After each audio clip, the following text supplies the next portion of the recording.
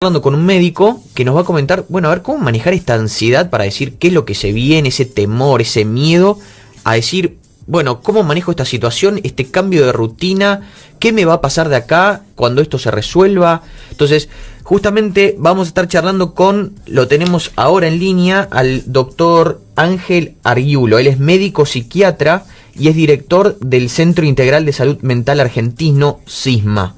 Buenas noches, Ángel, ¿cómo estás? ¿Qué tal, Luciano? ¿Qué tal, Janina? Muchas gracias por invitarme. ¿Me escuchan bien? Sí, excelente. Buenas noches. Perfecto. Gracias, Ángel, por estar. Este es un tema, la verdad que no se toca mucho en los medios, pero realmente es un tema muy interesante. Manejar el tema de la ansiedad, del miedo, del temor a lo distinto, el cambio de rutina. Yo sé que vos sos un especialista en esto, y por eso lo primero que te quiero preguntar es, ¿qué es la ansiedad?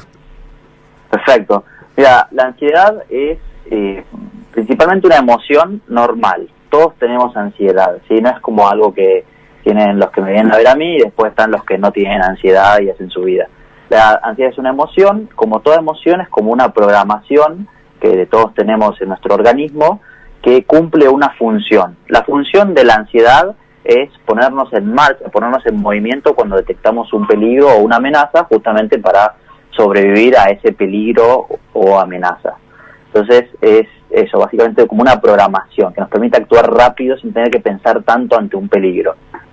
¿Y cómo manejamos nosotros la ansiedad, el ser humano? La ansiedad, ¿cuándo la tiene? ¿Cómo la maneja? ¿Qué herramientas tiene el ser humano para manejar esa ansiedad? Claro, mira, hay muchas herramientas, ¿sí? Si querés vamos a las más simples, que son por ahí las más fáciles de implementar. Una herramienta muy importante es conocer bien los hechos, ¿sí? En general todas las emociones son disparadas, tienen disparadores, ¿ok? Esos disparadores pueden ser internos o externos. Internos pueden ser un pensamiento o externos puede ser el coronavirus, por ejemplo, ¿bien? Entonces, mientras más uno conozca al evento disparador, que en este caso es el virus o la enfermedad, más uno sabrá qué tan peligroso es y cuánto me tengo que preparar, ¿sí?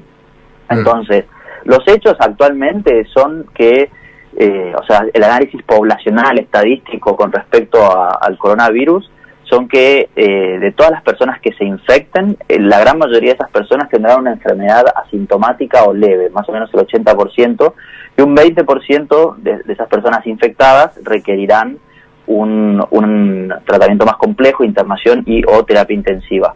Entonces, eso también sirve para no perder de vista, y esto es algo que regula mucho las emociones, es no perder de vista, en medio de todo este lío, cuál es la prioridad.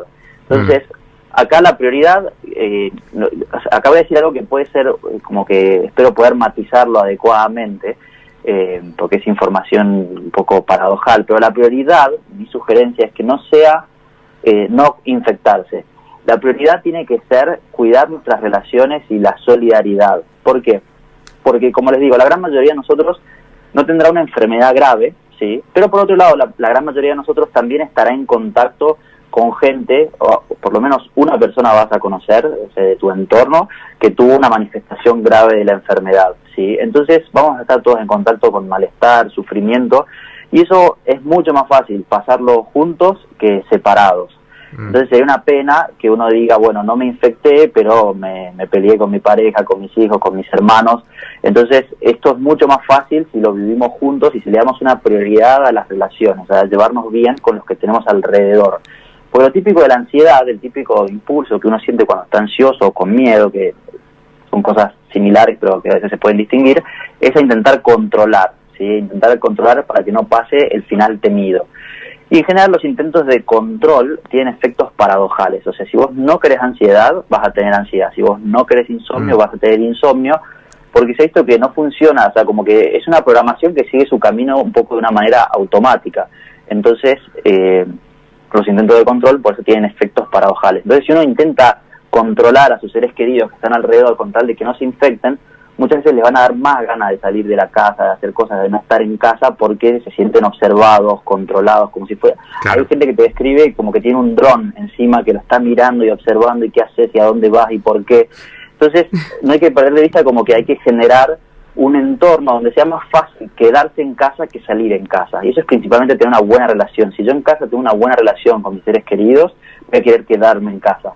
si yo me llevo mal, voy a querer irme de casa. Y sabemos que el quedarse en casa ayuda a no infectarse, e irse de casa aumenta las probabilidades. Bien, entonces esa tiene que ser la prioridad central, o sea, como que hay que generar un entorno amable, de calidez, de cariño y compañía, donde yo me quiera quedar en casa. Eso te diría como es lo central, para no perder de vista.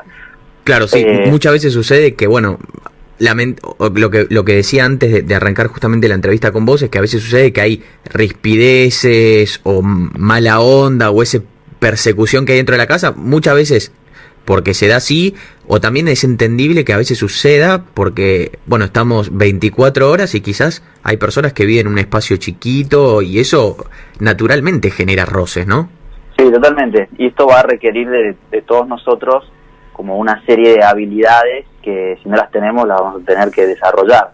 Entonces, parte de esas habilidades que yo les digo se llaman justamente evitar los chequeos, o sea, cómo bajar esas rispideces es bajando los chequeos muchas veces de qué está haciendo el otro, por qué lo hace, por qué no lo hace, y dejar que cada uno tenga sus rutinas. Eso es también otra cosa muy importante para el manejo de todas estas situaciones, tener rutinas claras, donde tenemos tareas claras, porque si yo estoy ocupado tengo menos tiempo de ver qué está haciendo el otro. Entonces es importante tener rutinas claras, metas claras, en la medida de lo posible seguir trabajando en los propios proyectos, ¿sí? Entonces con eso es más fácil no ver qué está haciendo el otro. Y después, bueno, es importante como fomentar, como para conservar la relación, como un diálogo amable en el cual yo me sienta a escuchar, por ejemplo, los motivos que puede tener alguien para salir de casa, ¿sí? ¿Por qué querés comprar pan justo ahora? Entonces eso se llama validar, que es sentarte a preguntar al otro, a ver, ¿por qué estás tan nervioso? ¿Por qué querés salir? O sea, tratarlo de entender. Y en general cuando la gente se siente comprendida y entendida, baja el estrés o la emoción expresada. Cuando uno simplemente va y le dice lo que tiene que hacer, eso muchas veces aumenta el estrés o la ansiedad. Entonces, la propuesta acá sería intentar entender la posición del otro. ¿Por qué estás enojado? ¿Por qué estás y ver si yo puedo hacer algo al respecto y ver si eso también se ajusta a los hechos, ¿sí? Entonces, son muchas habilidades, la verdad que tengo por ahí poco tiempo para contarles, pero eso ayuda un montón. Y Después, Ángel, una consulta. También está el tema de el temor a lo que puede pasar después de esta cuarentena, sobre todo tal vez a decir, bueno, no sé si voy a poder al final tener esa reunión que tenía pendiente con un cliente que se pospuso por el tema de la cuarentena, o si voy a seguir teniendo el trabajo que tenía. ¿Cómo se puede hacer también para manejar eso que se mezcla un poco la ansiedad con el tema del miedo, no? Claro. Mira, las posibilidades ahí son dos. Una de las recomendaciones clásicas es mantenerse en el presente.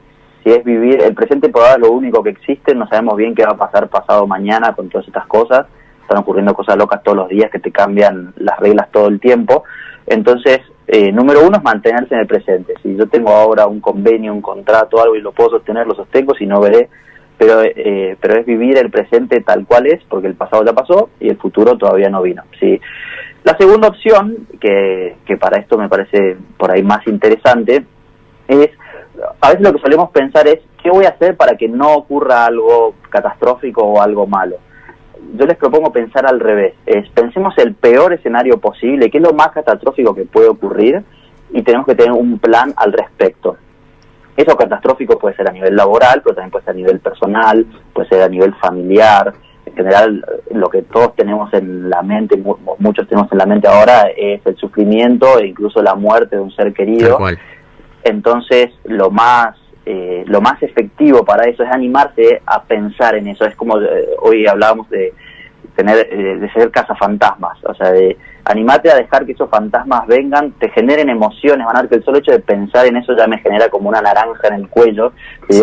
Generan cambios físicos que uno no, en general no los quiere sentir. Entonces es útil imaginariamente exponerse a ese final, hablarlo y escribirlo si querés, dejar que venga la emoción, no bloquearla. O sea, si querés llorar, llorá, bien, sentí todo eso y armate un plan. ¿Qué vas a hacer si muere fulano? ¿Qué vas a hacer si te quedas sin trabajo? Entonces, ese tipo de cosas son las que más ayudan con la ansiedad, y es como que uno necesita tener el coraje de exponerse a eso que más temes. y no decir, no va a pasar, no va a pasar, no va a pasar. ¿Por qué? Porque puede pasar. Claro. Pero por lo menos tengo un plan si eso pasa. Y si el plan, o sea, y si ese problema no tiene solución, la herramienta, por ejemplo, la muerte de un ser querido no tiene solución. ¿Sí?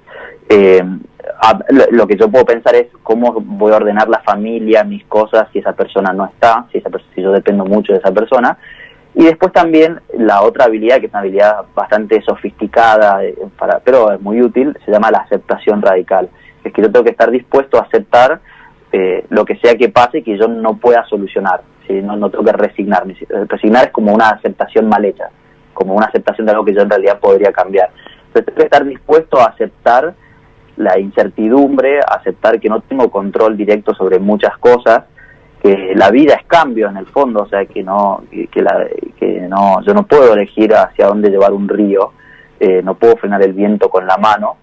Entonces cuando uno vive como de esa manera, con esa filosofía de fondo, que no es una filosofía fumona, digamos, de que todo me importa tres pepinos, es que estoy viviendo el presente con los pies en la tierra y aceptando el devenir natural de la vida, el flujo de un río que yo no voy a parar con la mano.